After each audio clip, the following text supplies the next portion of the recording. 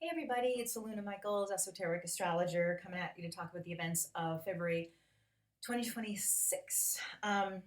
Sorry, I'm in a rush today. I'm a little late doing the video. I'm putting makeup on. I've got my best buddies coming to stay with me for my birthday weekend, so I'm like, I gotta get this out. I'm just gonna do it. Okay, so on the 20, was it the 26th of January? Oh, I forgot to say, thank you guys at Know Thyself Podcast. Thank you for everything, sending so many people to me. Um, so, anyways, January 26th or so, Neptune went into Aries. I talked about that a lot last month, but it's a big deal. You know that Neptune changes signs once every 14 years, and it went into Aries just for a little bit in 2024 and came back out, but now it's in for good. So it's starting a whole new zodiac cycle of Neptune, which is roughly, I would say 200 years, but it's like 186 years or something like that. But it's 14 years in each sign. So that's a big deal.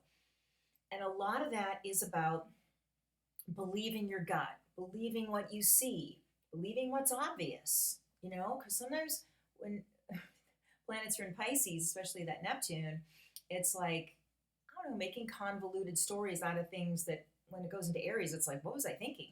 You can be really clear about your goals and your future and just make a lot of changes. And I'm talking about that, Neptune going into Aries, because Saturn's about to go into Aries as well. And that's going to be on Valentine's Day. So then they'll both be together in Aries. And in fact, they're going to exactly conjunct, I think it's the 20th of February. So Saturn changes signs every 2.5 years. It goes through a whole new zodiac cycle, about 29, 30 years, let's say 30 years. So this is really great to have two planets in Aries because Neptune is so visionary and Saturn is about actually like orchestrating the plan, and having a plan. Sometimes Neptune, just the idea of that would be great. You envision it, and then Saturn's like, all right, how are we going to make that happen? So, and then the energy of Aries, which is like Mars, which is actually doing it.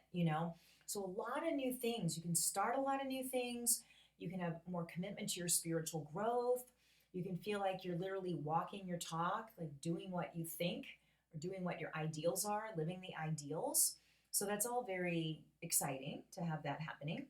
I'm doing this on the 5th. Yeah, it's 5th. Yesterday, the 4th, Uranus went direct. And eventually, pretty quickly, Uranus is going to go from Taurus into Gemini at the end of April. But that lurching forward is always kind of like, whoa, because Uranus itself is like, whoa. So then it goes forward. And especially I think that it's like, we're going to go into a new sign, yay. And Uranus changes signs once every 7 years. So there's a lot of excitement, a lot of energy pushing forward. And it can feel like a lot. Some people have been feeling anxious, nervous. Some people are excited by it.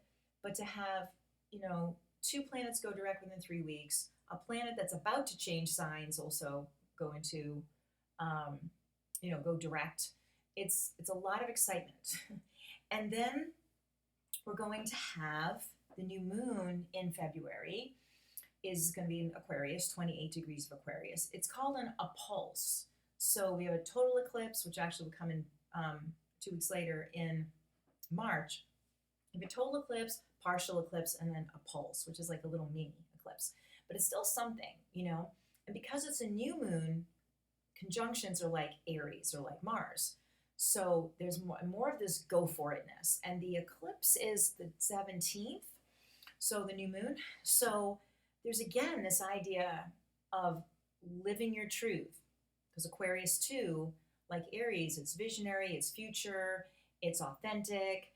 It's like, let's do this. So it's a great time to meditate about, I don't want to say this like how you're not living up to your ideals, but like what new approach you could take that's more streamlined and simpler about being able to be your highest self or your best self for now that you have awareness of. And it's kind of playful. I mean, a lot of Aries can be it's just sort of natural, just do it. So it's not overly wrought in your mind. So it's not like a lot of things are in Virgo or Capricorn, you can be super self-critical or something. But Aries is just like, let's try this, And so having a more kind of adventuresome spirit about you being you, or trying new things, or letting certain things go. But really just feeling like, I think as this energy gets settled, like towards the end of February or so, probably, it's like, boy, you just kind of do stuff, or you believe what you want to do and you go for it and it sort of happens. And instead of feeling kind of muddled or stuck, a lot of people have been talking about feeling really stuck. I think with these planets at the end of Pisces and even the Uranus about to go out of an Earth sign, Taurus, in a fixed Earth sign, into Gemini. So there's just a lot of like we're ready for a change. And not to say that Pisces and Taurus are bad signs. It's just when the outer planets have been in a sign for a long time, it's like enough of that sign, ready for something else, So the fact that the outer planets are going into signs that are all resonant with each other, because now we have Pluto in Aquarius for a while, but it moves so slow that the Neptune and Uranus and even Saturn, when Uranus comes into, they'll all be doing stuff together, trining and sextiling, and they're in signs about new, go, wow, and about what's possible. New things are possible, and it's pure and kind of simple, but in a really refreshing way, unencumbered kind of way. So that can be a lot of relief for people and really help you make decisions and stuff. But speaking of making decisions, Mercury is going to go retrograde in Pisces. Some people just can't stand Mercury retrograde, and I try to say it's a time that we go inward and kind of look at what has been unfinished so that you can go forward. And sometimes when things are in Aries and the changing signs, it can be like, and you forget, oh, wait, I gotta tie my shoes before I fall down when I'm running or something like that. So it's like kind of making sure you got everything ready to go, and making sure you're not like throwing everything out, like not the baby out with the bathwater. So sometimes that Mercury retrograde can help smooth the excitement, So Mercury's going to go retrograde on the 20th of February. And, oh wait, I'm sorry, it's the 26th. I wrote down that it goes from February 26th to March 20th. I was going to say that looks like a 3, not a 2. Okay, so it's March 20th is going to be the retrograde up till there. So it retrogrades, if you like to know this, at 22 degrees of Pisces and goes back to 8 degrees of Pisces. So some people say, well, when is it 8 degrees of Pisces before it even goes retrograde? That's going to be February 11. So it's next week. And some people feel like that beginning part of the retrograde is goofier for them than the actual retrograde. But, it just is a time to be it really is good for meditation, for dreams, asking for kind of revelations or ideas in your dreams, and just being, again, a little bit of caution about all this, that's happening. So it does temper things I think in a good way.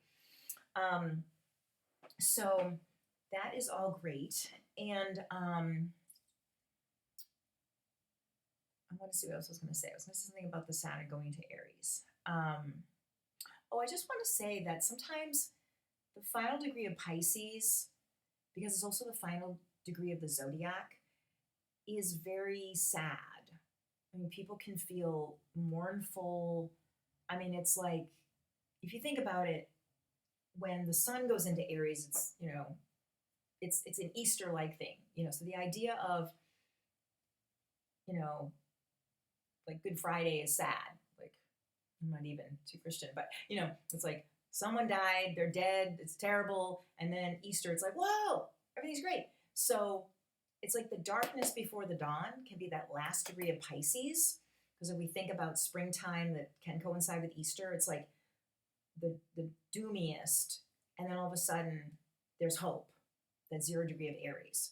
And I'm not saying if you're a Pisces, you're all depressed or something. I'm just saying when planets are about to move into a whole new zodiac cycle, you look at what you maybe haven't accomplished, or kind of letting go of things, releasing parts of yourself that you don't want to bring into a new cycle, forgiving yourself for certain habits or not attaining certain goals, things like that. So it doesn't have to be super mournful, but it can be like a letting go time, and that can be kind of heavy. Especially, winter, if it's super cold where you are and all of that. It can be, So, and I think some people were saying that with the 29 degrees of Pisces before it went into Aries when Neptune was doing it. But Saturn itself can be kind of a bummer. when it is a bummer, it can be a bummer.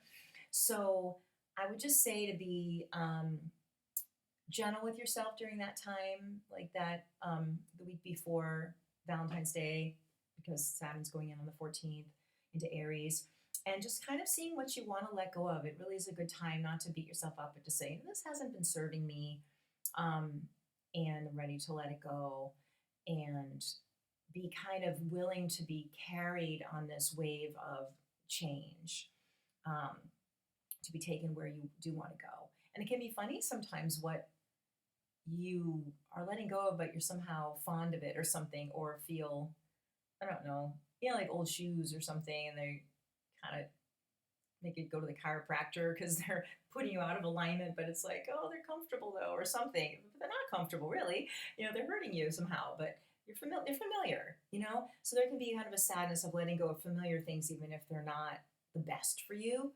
And then sometimes it's a little intimidating to go into all that Aries energy, because it's like the unknown, and some signs are better than that than others. So being gentle with getting ready for this like big adventure energy that's coming in. So, okay. So I know it was a little bit shorter, I think. I didn't look at the time. But if you want a session from me, alunamichaels.com or 248-583-1663. Or you can email me at aluna33666@gmail. All that's below this in the YouTube if you have that. And okay, so bye-bye for now, and I'll see you in March.